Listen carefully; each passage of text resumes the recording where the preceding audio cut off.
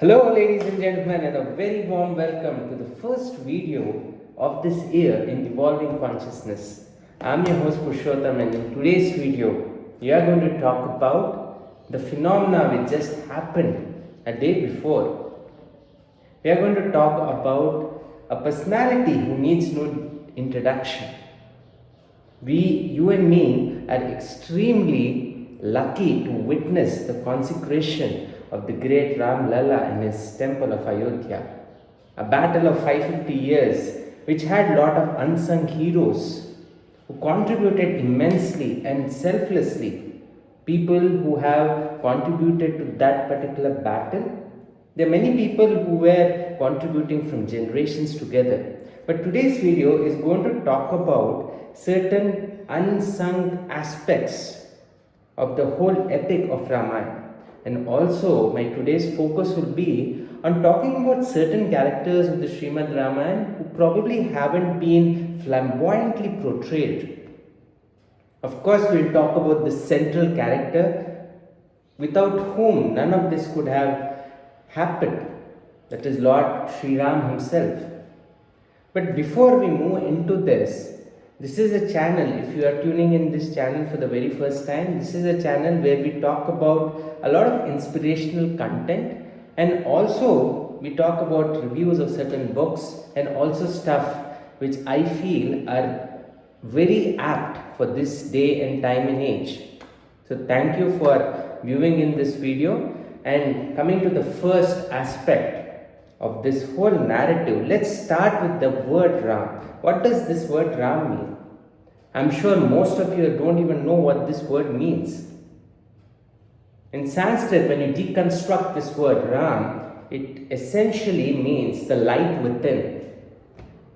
Ram basically means the light within. Now, interestingly, how many of us knew this definition? Probably not many. There are countless lessons which anyone can learn from Ramayana. But what stands out, what seems like a spotlight on Lord Shri Ram? Have you ever wondered what is the reason Lord Ram gets so much adulation, so much adoration? Was it because he was able to kill innumerable ferocious demons, including Ravana? Or was it because he was this great person who had this lineage of royalty? It was none of those. To the contrary, none of his achievements made him great, made him respectable. What made him respectable and what made him great was the fact that despite all the achievements in his life, he never faltered from his value system, from his principle system. That is what makes Lord Shri Ram the epitome of conduct, the epitome of Maryada. Now, there's a lot which has been talked about the present phenomenon, but I want to focus on certain unsung aspects of Ramayana. If you think about the very first instance, there are plethora of instances, but if you sort of bottle down, if you sort of focus on what were the top aspects of Lord Shri Ram, which probably is not spoken about much, think about this thing. Lord Shri Ram became Bhagwan Ram not because of the things which he was born with, but because of the 14 years of exile. He led the life of a tapasvi during those 14 years. A life of a person who was forced to stay in the forest. Interestingly, even before we move into that plot, there's one plot which really needs worth a mention. Now, even before he moves to the exile, if it were you and me, we probably would have come up with excuses and we wouldn't have taken the particular commandment which came from his father because of his kind of a vow from Mother Kaikai. We would have come up with our own justifications and said, no, that is not fair, and you can't screw up my life that way. It's my life and it's my choice. How can you take decision for me? But Lord Shri Ram did none of those. He accepted that particular thing which happened with Raja Dashrath so that he could bestow, he could uphold the spirit of word which his father Dashrath had given to Kaikai. Now, this is a very powerful quality of Lord Shri Ram, and not everyone is capable, not everyone is powerful enough to have the guts and the spine to walk on the principles one upholds in life. Now, this is the reason he is respected so much. He could have always have a parallel narrative. He could have come up with a potent excuse as to why I should not go to the exile. He could have come with 25 reasons, and probably Dashrath Maharaj couldn't have forced him because he himself didn't want Ram to go. But he does none of that and he accepts the exile. That itself is such a divine virtue. Now, there is so much of depth in Lord Ram's behavior that one can create encyclopedias of interpretations. But sticking to this very first point of acceptance of uncertainty, because most of us live in this illusion of certainty. The illusion of certainty which tells us that we are always going to be safe. The fact remains that shit can happen. And the more you are open to the idea of uncertainty, the idea of chaos, the more you are comfortable with being uncomfortable, that gives rise to acceptance. And once one is able to accept it without resisting it, with all the different ways of blocking the particular event, we are able to make better use of the situation. Now, interestingly, if you look at the whole sequence of the epic Ramayana, I really don't consider it as a mythological text, but I understand it to be a part of a rich history. It's not mythology, it's not an imagination that this happened. Anything which is an imagination cannot last for so many years together. If there was any element of untruth in it, it wouldn't have survived the test of time. Probably it would be dissolved in so many countless fantasy-based stories. But since it had a lot of elements of truth in it, it survived the test of time. Coming to the exile part. Now, isn't it so interesting? And this is an absolute blessing for our great nation that we are led by a Prime Minister who is a personification of what it means to be a tapasvi.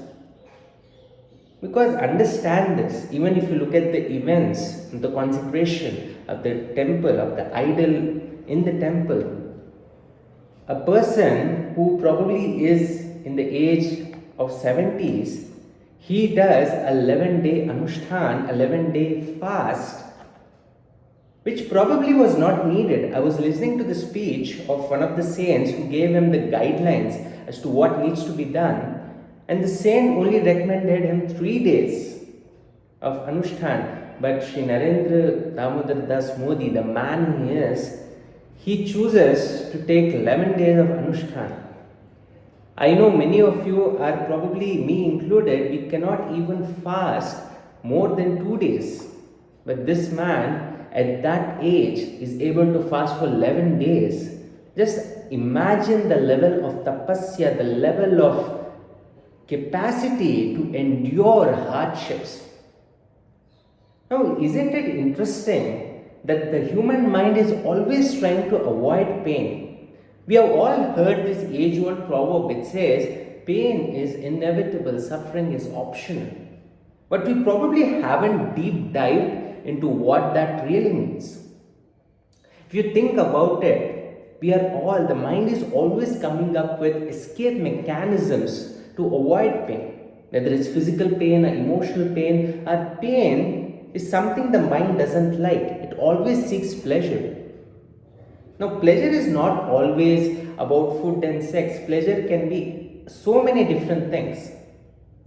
Now, the funny part is, we don't get to choose between pleasure and pain. We get to choose between one sort of pain and another sort of pain. Let me explain. Now, suppose someone likes to indulge in the pleasure of having sweet dishes regularly. He's avoiding the pain of regular exercise. So, do you think he has successfully avoided pain? The answer is no. This person would be subjected to the pain of poor health, the pain of constant threat of diabetes, or probably this person will end up with diabetes. And you know the life of a diabetic patient? It's nothing less than miserable. Because the person always needs to eat at a certain time. If he doesn't eat, his organs may die, the organs may fail. And there is no room for fasting for such an individual. The reason I bring about these health-based examples is because anyone can understand these examples. Anyone can easily comprehend the message I'm trying to give through these examples. Now, coming to this point which I made, a human being can only choose between two types of pain. We cannot choose between pleasure and pain. That is an illusion. The illusion of suffering, as I would like to call it. The greatest pain of every human being in this planet is this constant struggle to avoid pain, the pain of uncertainty. We always like to be in these safe havens where everything is set in our life, but until we realize the fact that tomorrow anything can happen. When we accept the possibility of uncertainty more than living in this illusion of certainty, then we are not alarmed. We accept it with grace and we accept it with a certain level of understanding and we give the best response possible in a certain situation. The point of tapasya at the point of penance. Now, when we hear this word tapasya, it's very funny. We would like to come up with the images of saints and people up there in the Himalayas doing great amount of penance. Probably we visualize people standing with one leg and they're doing great amount of yoga asanas and stuff. That is a very gross level of tapasya. Tapasyas can be on several levels. Tapasyas can be at a psychological level.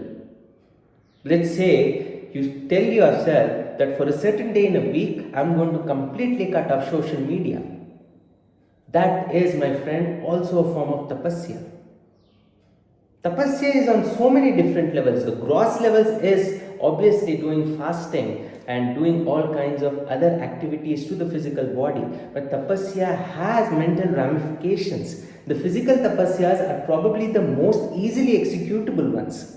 The mental tapasyas are more intense and are more difficult to perform. In an age of social media addiction, doing a tapasya of which I just mentioned right now, is of paramount importance. We started with the character of Ram being able to do tapasya for 14 years. And Ram became Bhagwan Shri Ram because of those 14 years. If Ram was comfortably sitting in his palace, probably his greatness, probably his respect, which is considered so high in today's world, wouldn't have been so high at all. The reason why Ram is worshipped, the reason why Ram is adored by everyone is because of his quality of tapasya, his quality of selflessness, his quality of raising about the personal well-being to a common good. He always had this intense focus on common good versus personal well-being. There are innumerable qualities one can talk from the conduct of Lord Shri Ram, but this aspect of his life is something which is not properly told, or probably is not something which is spotlighted upon. Hence, I thought this is something which we all can learn from. The quality of being a tapasvi. Now, the quality of being a tapasvi need not necessarily be confined to spiritualists. It can be confined to any person. There are different kinds of tapasyas. There are different ways of cutting down all the input. The number one reason of all kinds of issues in this world, of today's world, is because of the overload of information. There's a beautiful quote which once said, the biggest problem every human being, any human being has in this planet is the incapability of being able to sit alone without any stimulation, without any information. Because when we do that, we get an opportunity to face ourselves. And most of us don't want to face ourselves. We come up with these escape mechanisms. Interestingly, if you ever wonder, when you go to watch a movie, the reason why most of us go to watch a movie is because we want to escape from all the chaos of our world. We all might be going through certain challenges, and that 3-hour window of a movie gives us a great escape from that perplexities of our own day-to-day life. And this is the reason why the lights are dimmed, so that we can enjoy that illusion. The day one awakens to the illusion of suffering, that is the day that we can awaken to see the light within. That is the day where we can acknowledge the presence of Lord Ram within us. Now, some of us might think that the ideals of Lord Shri Ram are not so easily capable, are not so easily implementable in today's day and age. The fact of the matter is, when we talk about Lord Shri Ram and his conduct, there's a lot of depth in his character. And we can always come up with excuses as to why we cannot do something. But the fact remains that Lord Shri Krishna talks about this in Srimad Bhagavad Gita, where he says, I exist in the heart of every living being in this planet. And if someone says that I'm not God, I'm just a human, we are dishonoring the divinity within us. And that is probably the greatest disservice you and me can do to ourselves. Now also, there are a lot of unsung heroes in the epic plot of Ramayana. Probably because Lord Shri Ram was so flamboyantly opulent in displaying his virtue qualities, there always was some kind of, not so much of flamboyance exhibited in talking about the qualities or probably the contribution of other people. I would like to talk about Lord Ram's brother, Lakshman. Now, when this exile was imposed, it was only imposed on Shri Ram. And let us remember that Lakshman was also married to his wife, Urmila. And Lakshman didn't give a second thought. When this exile was imposed on Ram, he completely gave up his royal patronage and told everyone, announced to the world that he will accompany his brother during the exile of 14 years. Now that is a divine level of sacrifice. He also had his wife, but he left her for 14 years. Now this kind of brotherhood is probably not even there in today's time and age. And understand that Lakshman was not even his own brother, he was a cousin brother. So imagine the level of sacrifice Lakshman showed to Ram. And this is also a reason Lord Ram always used to say, Lakshman, that you and me are not different. We are the same body and soul pair. And if you know the backstory, right, Lakshman is basically the Sheshnag, the snake over which Lord resides in Vaikuntha. And in the next birth, Lord Ram had promised that in the next birth, I will probably hear all what you have to say. And this is the reason why Lakshman reincarnates as Balram in the Krishna avatar of Lord Vishnu. This is something which I really loved about the characterization of Ramayana, the epic characters of the epic Ramayana. Lakshman was an epitome of what it means to have this sense of brotherhood. And Ma Sita needs no introduction. Now, interestingly, right, let's understand the background of Ma Sita. Ma Sita was not an everyday average girl next door types. She was not from some medium or average income family background. She was a princess. She was a princess of a royal a patronage where she could have easily told the people that this exile is on my husband, I probably will stay back in Ayodhya and enjoy the comforts and the royal patronage of the kingdom. But she, without a second thought, goes with Lord Shri Ram and says that I will continue, I will be with you for those 14 years. Now, this is something out of the world.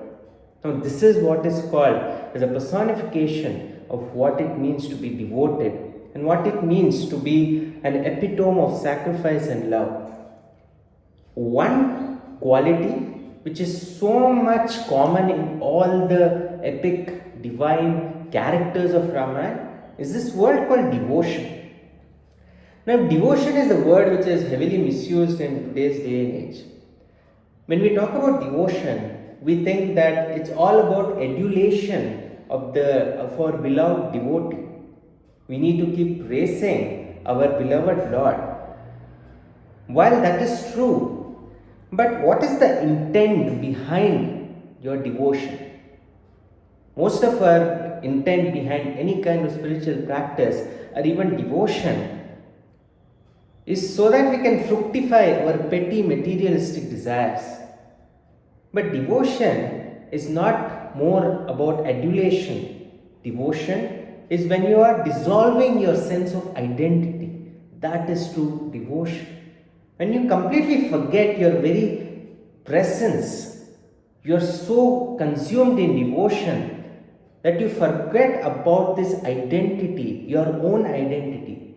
And this is the final goal of all spiritual processes, to forget who you are, to forget who you are as a person, to forget you, to dissolve the I is the final destination of spirituality.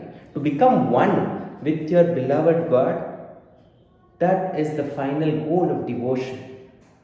And devotion is when you are able to dissolve yourself, when you are able to dissolve your own ego, so much so that you completely forget that you even exist. This is true devotion. Devotion was exhibited by Lord Hanuman, Ma Sita, and brother Lakshman. These three are the perfect representations of this word called devotion. They didn't have anything to gain out of the devotion. But the devotion which we have, we try to impress someone so that we can gain something out of it. That is not devotion. That probably is a business exchange. But devotion is an extremely divine virtue, which probably is very rare. I am reminded of a short story from the Srimad Bhagavatam.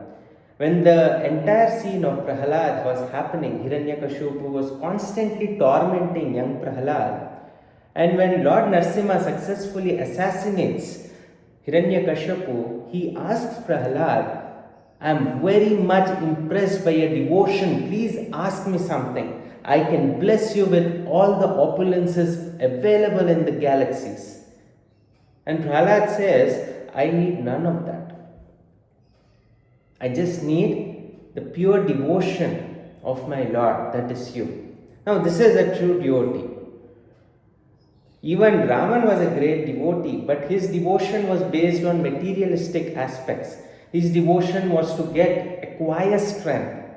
But his devotion was all about what can I get. But true devotion is what can I give to my deity, what can I give to my Ishta.